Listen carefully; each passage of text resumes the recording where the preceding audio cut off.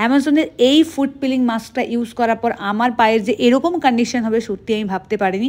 তো চলো তোমাদের সঙ্গে স্টার্টিং থেকে শেয়ার করি। এই ভিডিওগুলো দেখার পর আমার মনে হয়েছিল এটাকে একবার নিশ্চয়ই আমি ট্রাই করব। সো ফাইনালি আমি অ্যামাজন থেকে অর্ডার করে ফেলেছি 799-এর দুটো।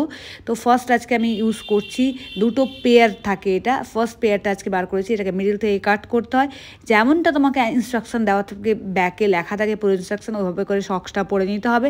দেন এটাকে 1.5 থেকে 2 ঘন্টা অবধি পায়ের মধ্যে রাখতে হবে, ধৈর্য ধরে বসে থাকতে হবে। খুব একটা আনকমফর্টেবল ফিল হয় না, একটু শান্ত হয়ে বসলেই থাকা যায়।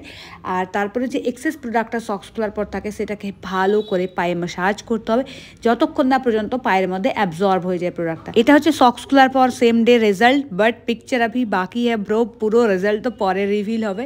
সো সেকেন্ড ডে আমার পা মোটামুটি এরকম লাগছিল, একটু আনইজি ফিল হচ্ছিল। থার্ড ডে আমার পায়ের কন্ডিশন এরকম ছিল, একটু একটু জাস্ট ক্র্যাক স্টার্ট হয়েছে। অ্যান্ড এটা হচ্ছে ফোর্থ ডে রেজাল্ট। চাইলে আমি এটা স্কিনকে তুলতে পারতাম, বাট আমি তুলিনি। And fifth and six day আমার পা মোটামুটি এরকম লাগছিল, সক্সের মতো করে আমার স্কিন পুরো উঠে যাচ্ছে। আর এত স্যাটিসফ্যাকশান লাগছিল আমার দেখে, ভেতরে এত সফট একটা নরম পা আমি পেয়েছি। মানে সিরিয়াসলি যদি তোমার হিল প্রচুর ক্র্যাক হয়ে থাকে তো তোমরা এটা ইউজ করতে পারো। এটা হচ্ছে আফটার রেজাল্ট, একদম বেবি সফট যদি পা পেতে চাও এটা আমি একদম 100% রেকমেন্ড করবো কি এটা তোমরা ইউজ করে নাও।